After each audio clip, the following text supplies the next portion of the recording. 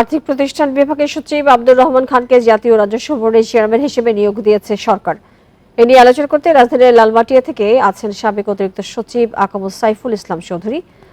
সাইফুল ইসলাম চৌধুরী, আপনাকে স্বাগত জানাচ্ছি। যেটি শুরুতে আপনার কাছ থেকে জানতে চাই, এই যে যারা প্রশাসন থেকে পদত্যাগ করছেন তারা কি অযোগ্য নাকি দায়িত্বহীনতার পরিচয় দিয়েছেন? প্রিয় নাম্বার সেট করে বিকাশে সেন্ড মানি করুন ফ্রি। খুব মারাত্মক প্রশ্ন করলেন। অযোগ্য বা দায়িত্বহীনতা না, তারা যেটা হচ্ছে যে একটা সরকারের পরিবর্তনের সাথে সাথে তারা যে পজিশন গুলো নিয়ে এসছিলেন তাতে করে তারা এখন পরবর্তী সরকারের সাথে নিজেদেরকে খাপ খাওয়ানোর জন্য মানানসই মনে করছেন না নিজেদেরকে। কারণ তারা এতটা বেশি আগে সরকারের প্রতি অঙ্গাঙ্গী ভাবে জড়িত ছিলেন, যে কারণেই তারা কেউ পদত্যাগ করছেন অথবা কেউ পদচ্যুত হচ্ছেন। জি, অর্থাৎ আপনি বলছেন যে দলীয় পরিচয়টাই কি আসলে মুখ্য এখানে?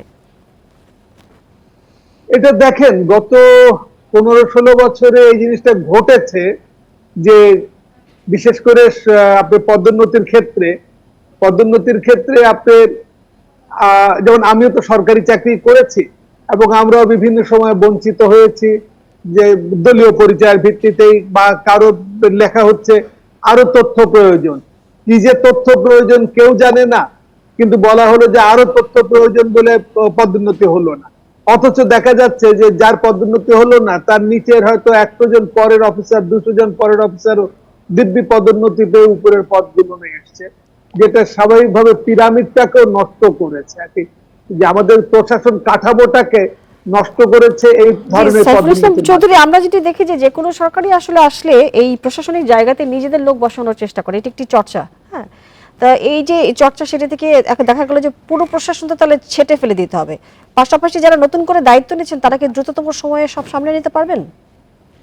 হ্যাঁ, এটা যেটা বললেন যে এই যে চর্চাটা আসলে ঠিক না। আপনি একটা জিনিস লক্ষ্য করে দেখেন যে যারা সরকারি চাকরিতে আসেন তারা কিন্তু দায়বদ্ধভাবে সরকারি কর্মচারী হন, তারা কিন্তু কোনো দলীয় কর্মচারী হন, তারা প্রজাতন্ত্রের কর্মচারী হন। একটা সময়ে আপনার হচ্ছে যে আমাদের এই প্রজাতন্ত্রের কর্মচারী, সুশীল সেবক, এই ধরনের কথাবার্তাগুলো বেশ চালু হয়েছিল, কিন্তু তারপরে দেখা গেল কি যে না, এটাকে দলীয় করা হচ্ছে। দলীয় করার ফলে হয় কি, আজকে যে সমস্যা তৈরি হচ্ছে, প্রচুর ভ্যাকুম তৈরি হবে। যেমন এখনই বললেন 10 জন আপনার কর্মচ্যুত হয়েছেন, এটা হয়তো বা 2-1 দিনের মধ্যে আরো বেশি ঘটবে। আরো বেশি ঘটলে তখন হবে কি, অভিজ্ঞতা কম, এরকম অনেকেই তখন শীর্ষ পর্যায়ে চলে আসবে। না, সেক্ষেত্রে আসলে এই যে অন্তর্বর্তীকালীন যে সরকার, তারা যে কাজ শুরু করেছেন, এই যে ভ্যাকুয়াম গুলো, শূন্যতা তৈরি হচ্ছে, সেক্ষেত্রে তাদের কার্যক্রমে কি আসলে বাধা পড়বে না? চ্যালেঞ্জ হয়ে যাবে না তাদের জন্য কাজ করা? যারা দায়িত্বে আসবেন তাদেরকে এই চ্যালেঞ্জের সাথে একসাথে দাঁড়াতে হবে।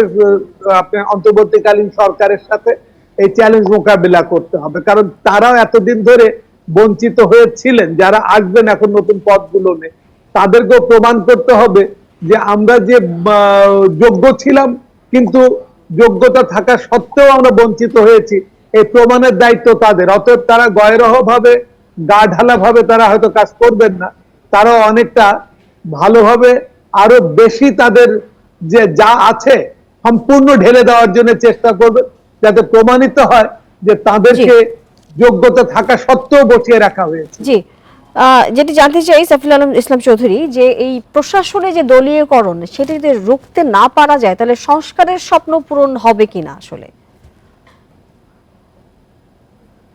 দলীয়করণ যদি চলতে থাকে তাহলে সংস্কার কখনোই হবে না। একটা জিনিস দেখেন যে সবসময় মানুষের একটা আস্থা থাকে। যেমন আপনাকে একটা উদাহরণ দেই, ভারতের সাথেই আমরা বলি যে ভারতে নির্বাচন হওয়ার কয়েকদিন পরে ভোট গণনা করা হয়। কেউ কিন্তু বলে না যে এই ভোট গণনাতে কোন রকম ত্রুটি হবে, এবং এ পর্যন্ত কেউ বলেনি। কিন্তু আমাদের যদি ব্যালট বক্স যদি আপনি নিয়ে আসেন কেন্দ্র থেকে, তাহলে লোকে মনে করবে যে এখানে একটা বোধহয় বিরাট কিছু হয়ে যাবে। কারণ আস্থাহীনতা আমরা জন্ম দিয়ে গেছি। জি, এই সেটা স্পষ্ট।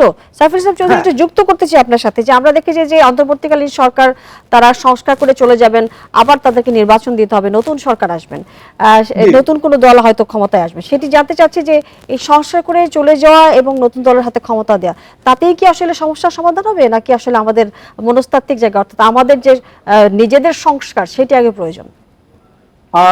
ধরুন যে বর্তমান যে অন্তর্বর্তীকালীন সরকার, তারা যদি রাষ্ট্র মেরামত করবার জন্য যে সাফিসিয়েন্ট সময়টা তারা চাচ্ছেন, যাদেরকে যদি দেওয়া হয় সেই সাফিসিয়েন্ট সময়টা, কতটা সময় নেবেন এটা নিয়ে এখনো কেউ কিছু বলছেন না।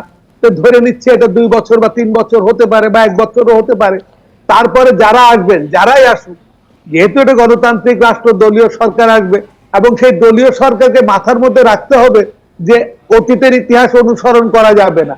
যদি তারা অতীতের ইতিহাস অনুসরণ করেন, তাহলে তাদেরকেও অতীতের মতোই ভাগ্য বরণ করতে হবে। নিশ্চয়ই আমাদের সমন্বয়কারীরা সেই কথাই বারবার বলছেন যে এই চিত্র মাথায় রেখেই আসলে সবাইকে সামনে এগোনোর কথা বলছেন তারা বারবার। অনেক ধন্যবাদ সাইফুল ইসলাম চৌধুরী আমাদের সাথে যুক্ত হয়ে কথা বলবার জন্য।